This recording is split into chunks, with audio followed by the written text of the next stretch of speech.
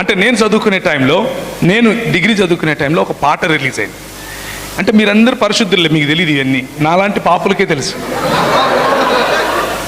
నా గుండె పగిలింది 10 ముక్కలయ్యింది, ప్రతి ముక్కలోనూ నువ్వే ప్రియా. విన్నారా ఎప్పుడన్నా ఈ పాట? ఎవడు విన్నాడు? ఇది నాలాంటి వాడే వింటాడు. ఆ పాట పాడుకుంటూ సీతాఫల్ మండిలో రైల్వే ట్రాక్ మీద కూర్చున్నాను, చేతిలో బాటిల్ పట్టుకుని. పక్కన 2 ఫ్రెండ్స్ ఉన్నారు. ఫ్రెండ్స్ ఎప్పుడు ఉంటారు కదా, ఫ్రెండ్స్ లేకుండా మనం లేము కదా.